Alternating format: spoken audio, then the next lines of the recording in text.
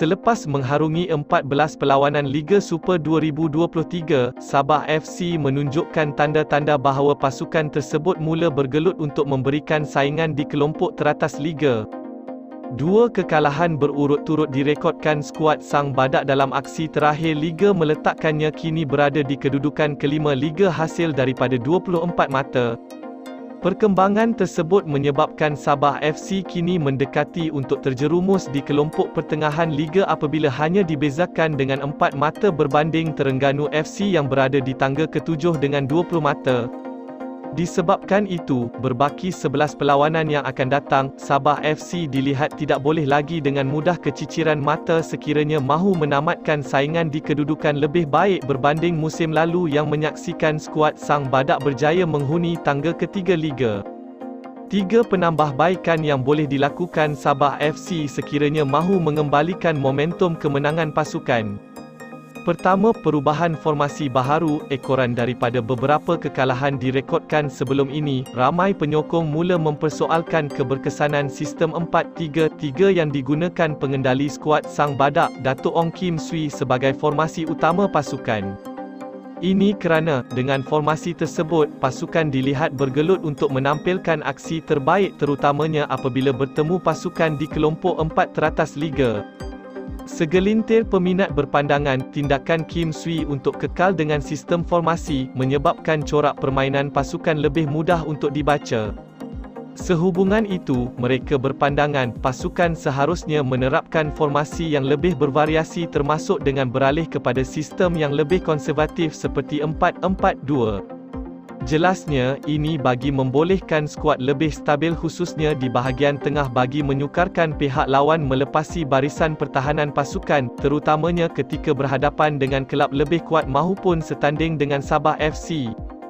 Kedua, membawa pemain baharu berimpak tinggi, Sabah FC membuat kejutan awal pada jendela perpindahan pertengahan musim kali ini selepas mengumumkan pasukan itu berjaya menyambar tonggak utama Kelantan FC, iaitu Miguel Cifuentes. Versatiliti yang dimiliki pemain kelahiran Sepanyol itu sememangnya memenuhi ciri pemain diperlukan Sabah FC, iaitu berkebolehan menghasilkan gol. Ini kerana corak permainan Sabah FC dilihat tidak bergantung kepada penyerang untuk membuat jaringan.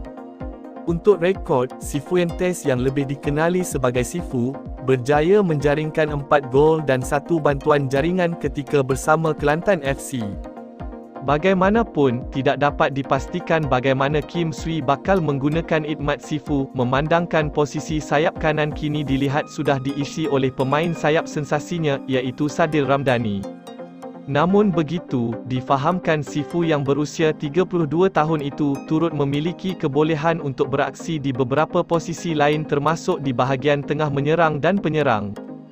Dan, ketiga, gembleng pengalaman pemain otai. Sejak musim lalu, skuad Sabah FC sememangnya diketahui turut menempatkan beberapa pemain berpengaruh yang berpengalaman di Liga Malaysia.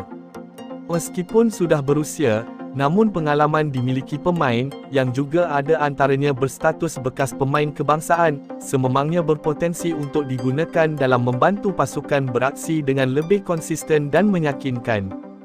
Ini terbukti apabila salah seorang daripadanya iaitu Badrul Bakhtiar atau lebih dikenali sebagai Kapten Marvel menjadi antara pemain penting kepada skuad Kim Swee pada pusingan pertama Liga.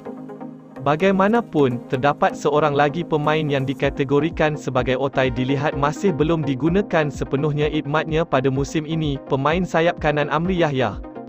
Pada musim ini, Amri dilihat lebih kerap digunakan sebagai pemain gantian semasa perlawanan. Namun begitu, tempoh waktu yang singkat itu dilihat tidak mencukupi untuk membolehkan bekas legenda Selangor itu mempengaruhi keputusan aksi terbabit. Disebabkan itu, Amri yang juga pemain sangat dihormati di dalam kalangan skuad Sabah FC perlu diberikan peluang bagi menjadi pilihan dalam kesebelasan utama pasukan khususnya dalam perlawanan tertentu yang memerlukan idmat bantuan pengalamannya.